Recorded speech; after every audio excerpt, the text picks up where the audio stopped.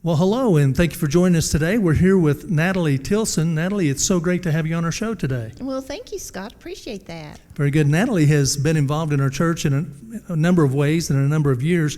One of the things that her and her husband have done are taught finance classes at our church, biblical finances and what the Bible says about money, and we really, really appreciate all that. Natalie, I haven't seen you for a while, so what have you been into?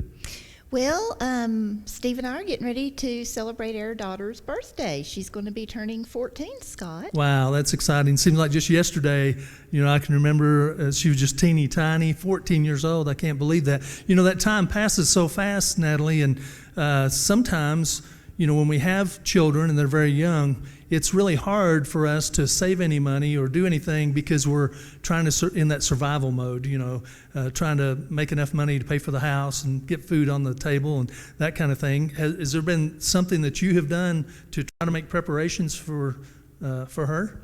Well, actually, yes. As she gets older, when she was just a baby, people would say, "Oh, they grow up so fast," and I didn't believe them. I thought we had all the time in the world. But now that she's turning 14, I realized that college is going to be coming up soon. Just around the corner. Just around right. the corner, yeah. So, one of the things that we did in planning for this when she was just a baby, in fact, I was still on maternity leave, we started out investing in a 529 plan for her college savings, yes. So explain that. What is a 529 plan? Well, a 529 plan, it is named from the section of the 529 Internal Revenue Code with the Internal Revenue Service. Okay. That's where it gets its name.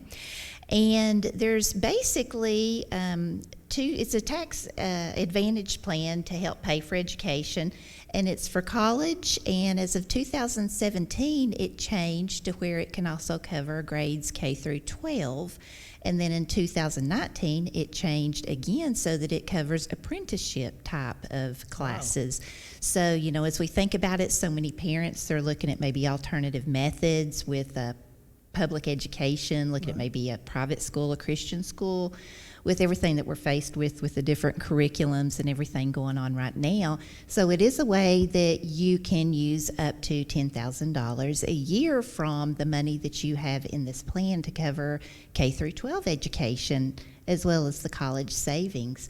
So it's basically, it is a tax-advantaged plan, and there's two types of ways you can look at this plan. Number one is it is a savings plan to where parents or grandparents, you can set up this plan and put money into it that is tax deferred. And then once you pull money from the plan, when the child gets old enough to go to college, it is tax-free at that point as long as the money is used for certain type of expenses that are qualified.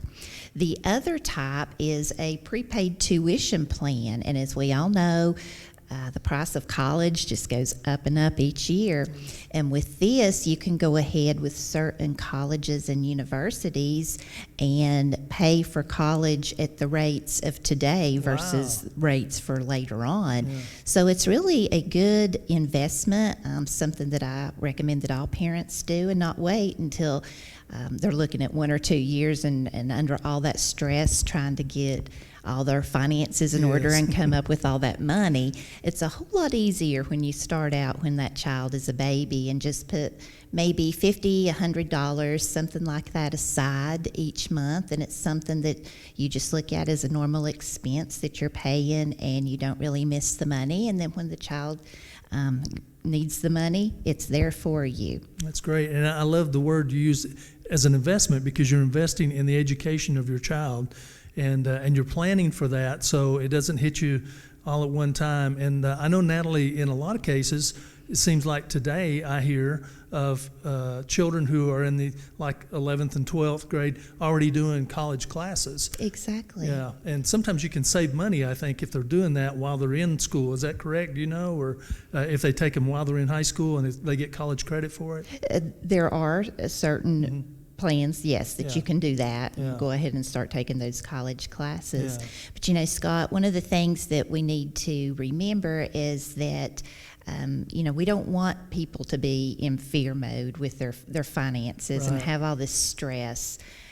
So, for God has not given us a spirit of fear, but of power and of love and of a sound mind. Oh, that's so So we good. need to make sure that we keep those, have those fearless finances, and always look for ways that we can worship with our money as well, and be good stewards of the money that Christ has given to us. Wow, that's great. Well, we're here today with Natalie Tilson. Natalie's sharing some tips, and we'll be hearing back from her from time to time.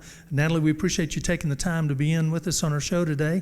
And we want to encourage people to look at your finances and look at what the Bible says, because the Bible talks so much about our finances and how we need to be living the life not enslaved to a debtor, so not getting in over our heads with debt, causing all the stress you were talking about. So God's got some plans like you talked about. If we follow his lead, our life will be a lot less stressful, I think. Exactly, Scott. All right. Well, God bless you, and thank you. And I Thank pray you. good things for your birthday party coming up. Thank you, Scott. All right.